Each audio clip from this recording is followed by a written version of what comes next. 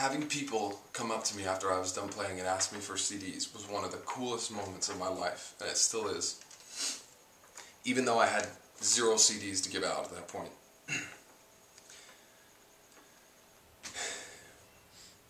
My father and I searched for different studios to make recordings after that point because it was the natural next process.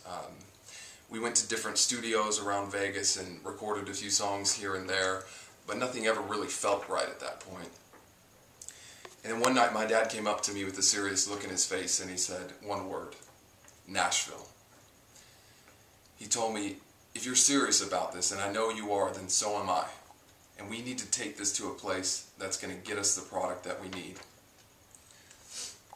Prior to that moment, I'd never felt so much confidence from another person before. It was so moving to know he wanted to be a part of whatever I was doing, whatever it took.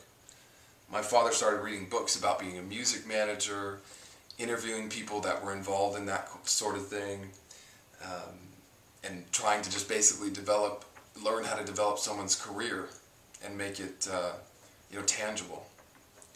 He made arrangements for us to go to Nashville and record a CD also. One that would get me recognized, something amazing. But we never made it to Nashville.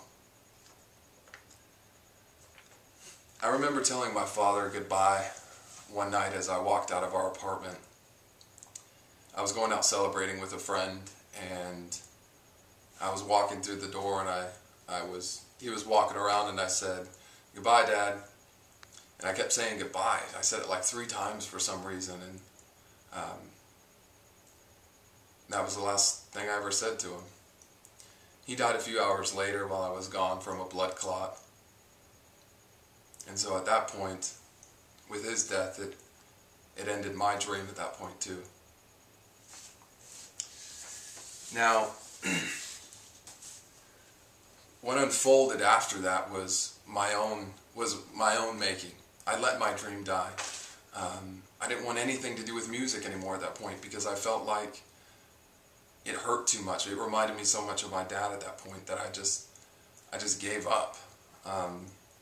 And I didn't care about anything else at that point. Death makes you feel like not living also. Even though it's not you dying, that experience, it makes you not want to do anything. And that's what I went through for a long time. I reevaluated everything, and I just didn't care. And then one night I realized that even though I may not want to do music anymore, it was still my goal. And the fact that my dad put so much effort into trying to help me succeed, I realized that the least I could do was honor my dad by achieving that goal and going after it. Because I wasn't sure at that point if I would ever get anywhere, but I still had to try to honor my father. So what I did one night is I made a video similar to the ones that we do for class, except I was singing and playing an original song. So I made this video off the cuff, like the earlier passage said, and I was surfing YouTube one night, and I found this competition for songwriters for original songs. I uploaded my video and forgot about it. And actually 3 months went by, and I get this email in my inbox that said, "Congratulations, you're our winners." And I thought, it was spam immediately. I paid 0 attention to it. And then I happened to open it up a couple of days later, and it was real. It was from that contest. I had uploaded my video, and I'd won a national songwriting contest on YouTube. And it was called the Say You Want to Play. And what happened was I got invited to play at NAMM, which is the National Association of Music Merchants in Anaheim, California, at the Convention Center. And let me tell you, anyone who's anyone in the music business is at NAMM during those few days. This is a pass that I got from NAMM Show. It says my name. In January of last year, it says NAMM Show Performers. Well, that's proof that I was there. I really did win. I went and played with amazing musicians. I met a lot of famous people, and it was the first solidifying moment that I felt like I had really achieved my goal after so many years of struggling. And it was amazing. And so after that, I finally ended up I made connections at that show. I ended up making my CD. And subsequently, I got licenses with MTV, NBC, E, Oxygen, Real World, Road Rules, Keeping Up with the Kardashians, Bad Girls Club. 2 weeks ago, actually, I had one of my songs featured on the NBC show Parenthood. This is a memento of that I got for getting my songs placed on MTV, E, and Oxygen Network. This was last year, so it's just something cool that I got. I started playing at the House of Blues. I got invited to play at the House of Blues with open up for some famous people. I started winning other songwriting competitions. I was on numerous compilations with well-established artists. Natalie Merchant was one of them. I started getting radio airplay in different college stations. And I ended up getting a publishing deal from a place called Respect Music out of London. They found my stuff on the internet and loved it.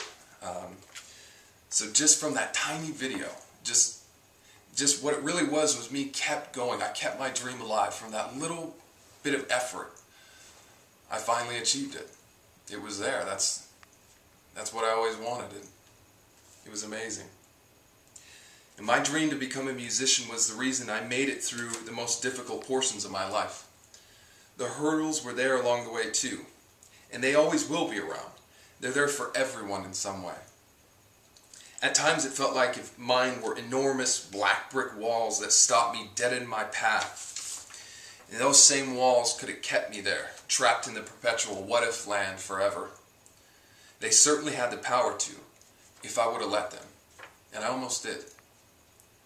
The pursuit of my dream, my goal, through the difficult times made achieving it so much more incredible because I had the extra element of honoring my father too. Each time I broke down whatever barrier was stopping me, I was proving to myself and my father that I could do it.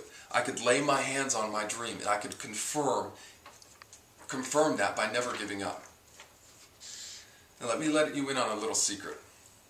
Knowing I never gave up, and knowing I never let that last nail strike the coffin down on my dream, and knowing I chased my purpose with every aspect of my being, is and will always be my true success.